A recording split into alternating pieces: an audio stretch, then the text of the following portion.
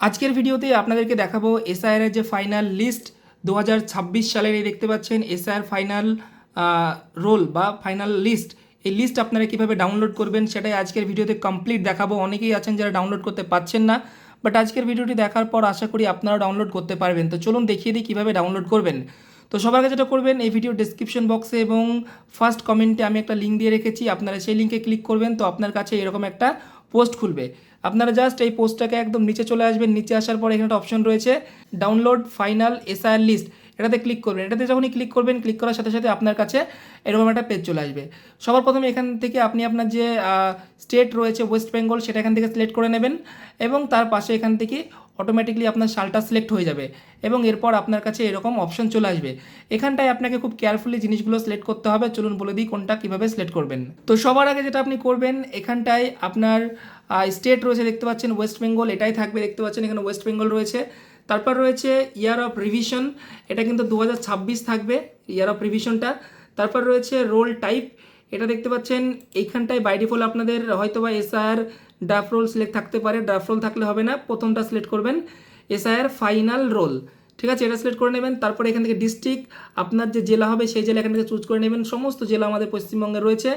District select হয়ে গেলে ঠিক তার পাশে এখান থেকে আপনারা সিলেক্ট করে নেবেন অ্যাসেম্বলি কনস্টিটিউয়েন্সি, অর্থাৎ আপনার বিধানসভা, আপনার যে বিধানসভা হবে সেই বিধানসভা এখান থেকে সিম্পলি সিলেক্ট করে নেবেন।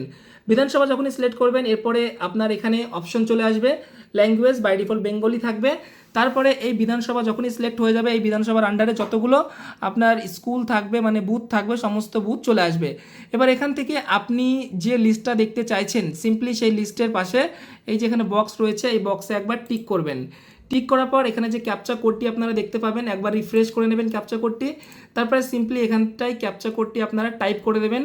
আমি যেমন টাইপ করছি দেখুন 4PAF, ক্যাপচা কোড টাইপ করে জাস্ট এখান থেকে আপনারা ডাউনলোড পিডিএফের উপরে ক্লিক করে দিন। যখনই ডাউনলোড পিডিএফে ক্লিক করবেন, এরকম লোডিং দেখাবে এবং একটু অপেক্ষা করবেন, তাহলেই আমাদের কিন্তু এই যে উপরে দেখতে পাচ্ছেন এইখানটায় কিন্তু ডাউনলোড স্টার্ট হয়ে যাবে। তো দেখতেই পাচ্ছেন এখানটায় ডাউনলোড যখনই করবেন, এখানে আমরা অলরেডি ডাউনলোড করে রেখেছি, এখানে অনেকগুলো চলে আসছে। তো আপনার যেটা হবে, আপনি সিম্পলি সেটাতে ক্লিক করে দেবেন, তাহলেই কিন্তু আপনার কাছে দেখতেই পাচ্ছেন এই হচ্ছে পুরো এসআইআর এর যে ফাইনাল লিস্ট বন্ধুরা দেখতে পাচ্ছেন।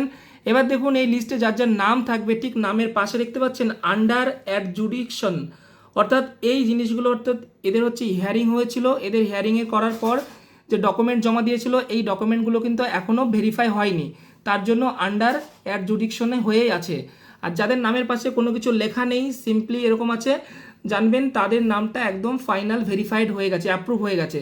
আর যাদের নামের পাশে এরকম আন্ডার অ্যাডজুডিকশন লেখা আছে, তাদেরটাই জানবেন এখনও ডকুমেন্টগুলো ভেরিফাই হয়নি। এগুলো ভেরিফাই হতে টাইম লাগবে, কারণ অলরেডি আমাদের যে জুডিশিয়াল অফিসার রয়েছেন তারা এগুলো ভেরিফাইয়ের জন্য অলরেডি কাজ চলছে সুপ্রিম কোর্টের নির্দেশ অনুযায়ী।